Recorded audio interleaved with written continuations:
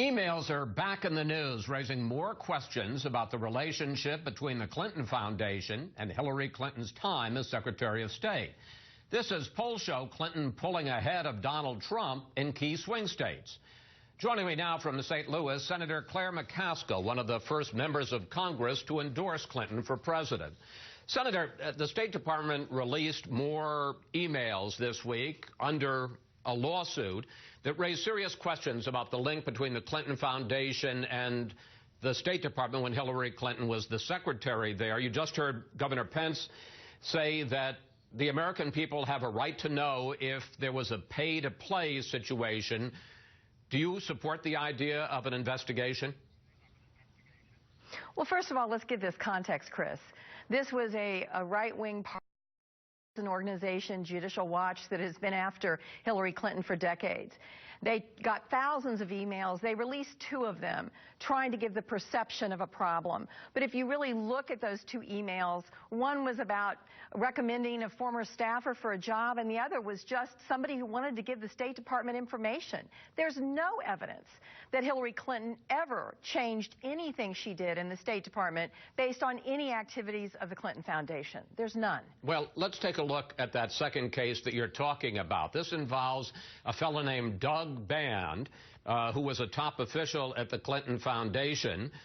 He emails Uma Abedin, one of Secretary Clinton's closest aides, to arrange for Gilbert Shigori, who contributed at least $1 million to the foundation, to talk to a top U.S. official.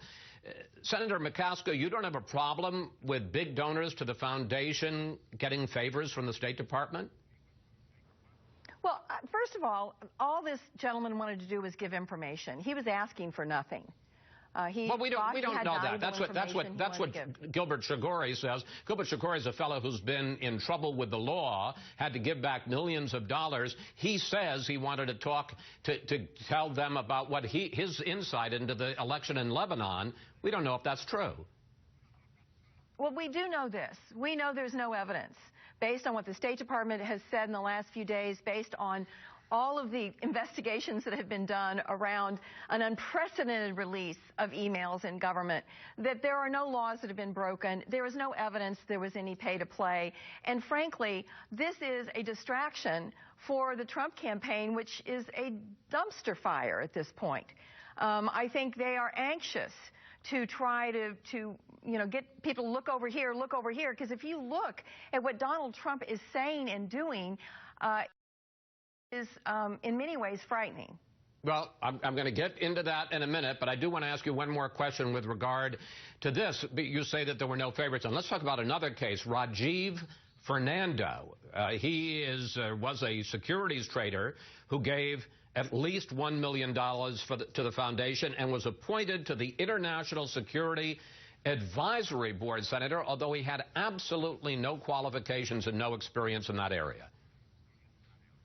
I'm not sure that was a good idea. On the other hand, I think everyone kind of glosses over the fact that this foundation was doing charitable work around the world. I mean, how much time has been given to really talk about the work of the Clinton Foundation? This wasn't money going in the Clinton family's pockets. This was money going to fight malaria and AIDS and to lower child mortality around the globe.